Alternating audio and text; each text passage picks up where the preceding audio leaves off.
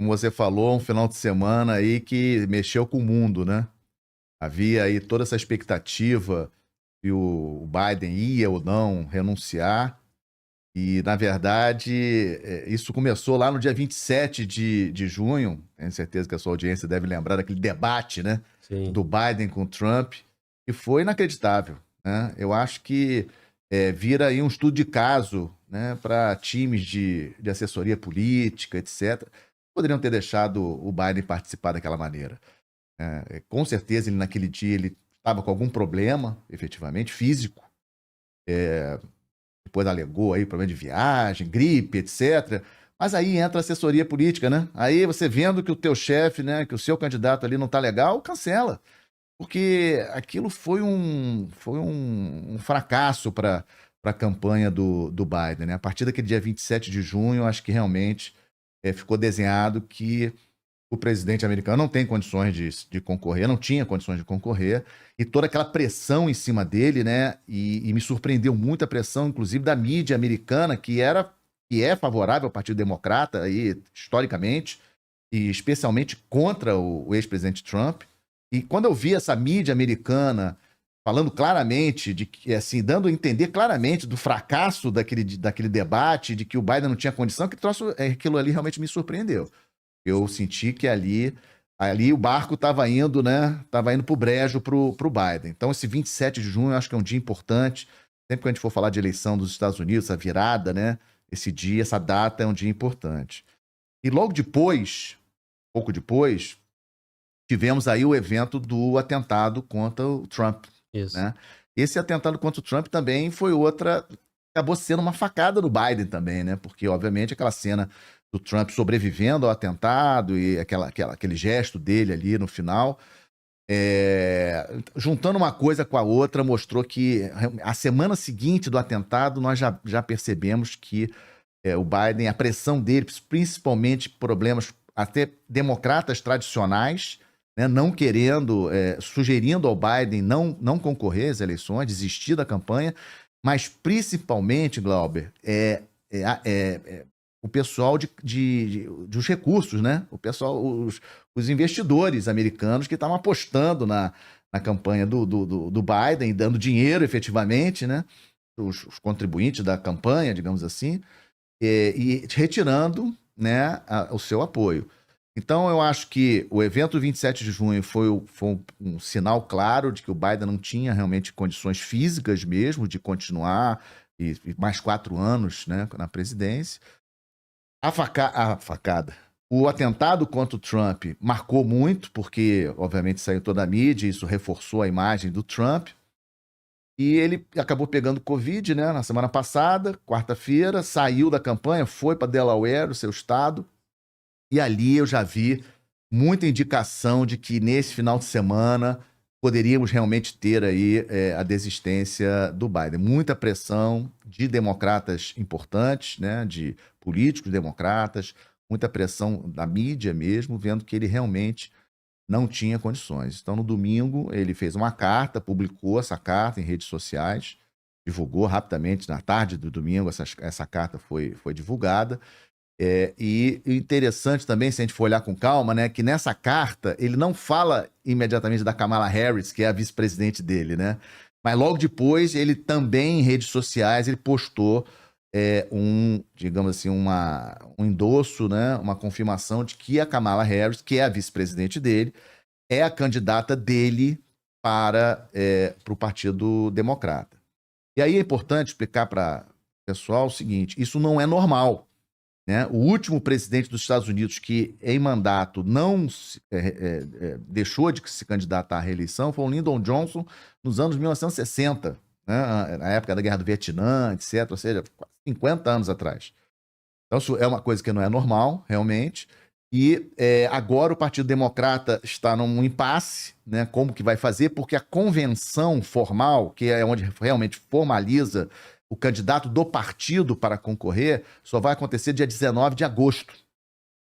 Mas, obviamente, o partido não quer perder tempo e quer ver como que ele consegue formalizar já a Kamala Harris como a candidata. E hoje, vários governadores democratas do Partido Democrata, que poderiam, inclusive, ser candidatos, né, poderiam ser possíveis candidatos, né, escolhidos como candidatos, eles já abriram mão dessa possibilidade, endossando a Kamala Harris para ser a candidata do Partido Democrata. Então, hoje, eu não vejo outro nome, né, para concorrer pelo Partido Democrata às eleições. A Kamala Harris, ela era senadora antes de ser vice-presidente pelo estado da Califórnia. Isso para o partido, o fato dela ser da Califórnia não ajuda muito, porque a Califórnia não é o que eles nos Estados Unidos chamam de swing state, que é um estado onde não fica definido entre republicanos e democratas, ou seja, onde tem uma briga ali entre republicanos e democratas. A Califórnia já é democrata há muito tempo. Então isso é um pequeno detalhe. E antes dela ser senadora, a Kamala Harris era procuradora do estado, ela é advogada. E aí tem um detalhe também interessante que eu acho que vai ajudar ela nessa campanha e essa possibilidade aí de tentar a eleição, caso realmente confirme ela ser escolhida. Eu acho que ela vai ser escolhida. É que ela é filha de negro, né? O pai dela é um jamaicano, né? Inclusive professor de Stanford, professor de economia de Stanford, uma universidade muito conhecida nos Estados Unidos. Professor emérito de Stanford, inclusive, o pai dela. E a mãe é indiana, é da Índia. E aí tem um detalhe importante, né? Não sei se a turma tem esse conhecimento, que a gente, quando pensa em imigrantes nos Estados Unidos, a gente pensa muito em latino, né? Isso. Mas o segundo grupo de estrangeiros, maior grupo dos Estados Unidos, depois de mexicano, é de indiano. Os indianos têm quase 3 milhões, existem quase 3 milhões de indianos morando nos Estados Unidos. Então, eu acho que a Kamala ela vai tentar aproveitar um pouco esse nicho, né? O nicho de imigrantes, né? O fato de ser mulher, né? Porque se ela for eleita, será a primeira presidente mulher dos Estados Unidos, na história dos Estados Unidos, que também é um fato bastante relevante. Então, eu acredito que ela vai atrair muito os votos femininos. Kamala tem 59 anos, ou seja, mais nova do que o Trump, porque agora a situação inverteu, né? Isso. Ou seja, todo mundo em cima do Biden, Isso. questão de idade, o Biden com 81 e o Trump com 78. Mas a questão também, é importante a gente falar isso, né? Não é problema da idade, é a questão do vigor físico mesmo, né? O debate acho que foi muito decisivo. Quando a gente viu o debate, a gente viu a diferença entre a maneira como o Biden falou e como a Kamala Harris, como o Trump se posicionou, né? O Trump é muito mais vigoroso, muito mais ativo, etc., do que o Biden. Então a Kamala vai jogar um pouco com essa moeda de ser mais jovem, né? Ou seja, ela aí, 18 anos mais jovem do que o Trump, vai jogar um pouco com essa moeda. Então esse é mais ou menos o cenário. Ontem realmente foi um dia muito movimentado na geopolítica global, né? Muita discussão em cima dessa questão. E hoje, né, ao longo do dia, da segunda-feira, praticamente todos os noticiários internacionais falando sobre esse assunto.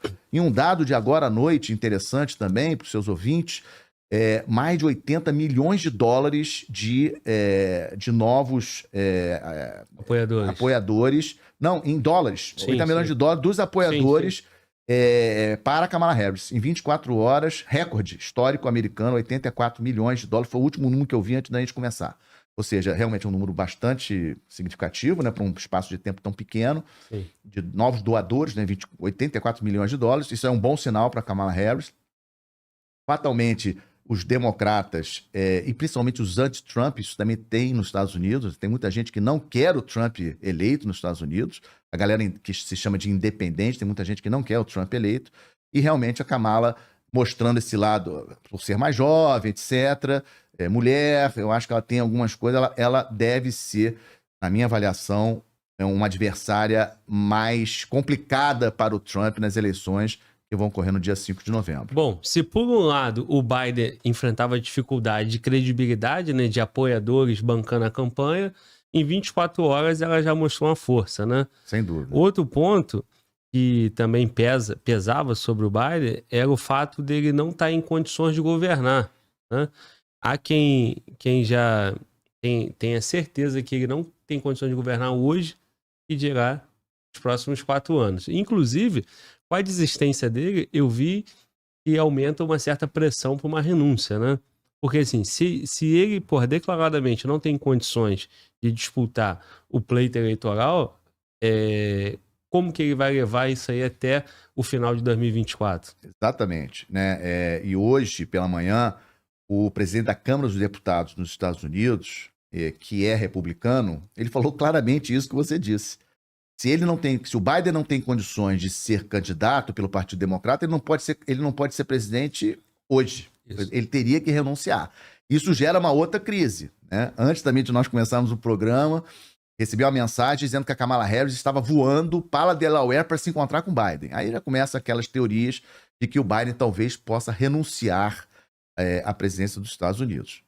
Assim, eu, inclusive, ontem comentei isso ao vivo, rapidamente, num vídeo que eu fiz para o meu canal, falando sobre essa possibilidade. Que eu acho, inclusive, que para viabilizar e para, digamos assim, reforçar a campanha da Kamala Harris, ela ser a presidente agora ajudaria. Porque, obviamente, o presidente dos Estados Unidos tem muita visibilidade, né? Acho que talvez seja o pior emprego do mundo, é o mais complicado emprego do mundo é ser presidente dos Estados Unidos, porra. País daquele tamanho.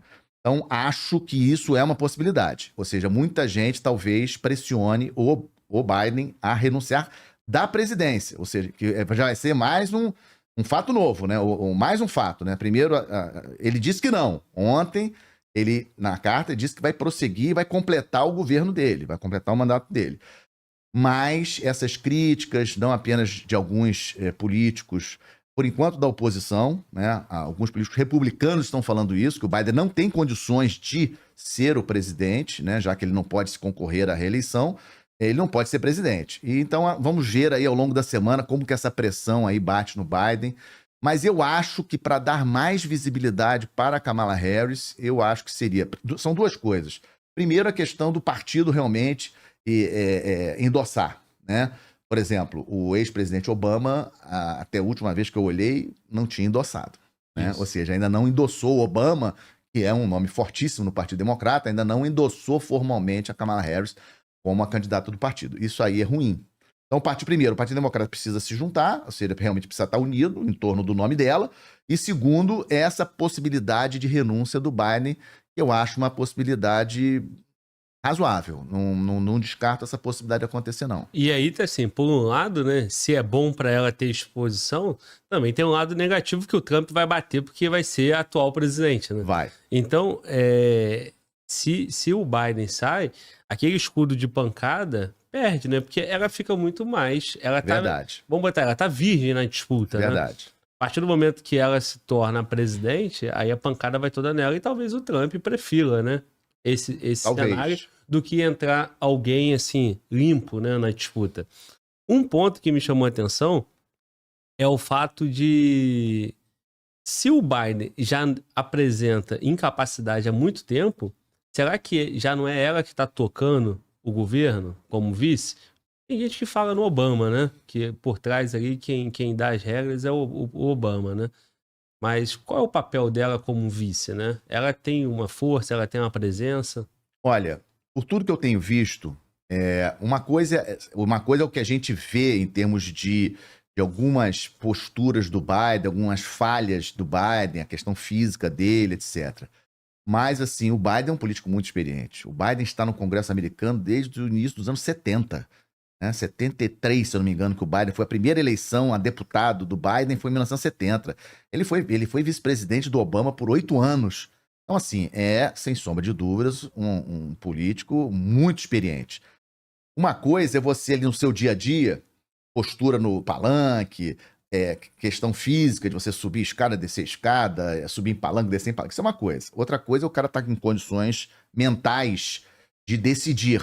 Então, eu não vejo muito isso, não. Eu acho que o Biden realmente governava. Não vejo nenhuma figura assim por trás do Biden, muito menos a Kamala Harris. Eu não... pelo contrário, na verdade, né? A Kamala Harris, ela não, nesses anos aí, 3 anos e meio de governo do Biden... Não aparecia. Muito, assim, eu diria até fraca. Embora ela tenha um currículo bom, né? De experiente, advogada, procuradora do estado da Califórnia, que é um estado importantíssimo nos Estados Unidos...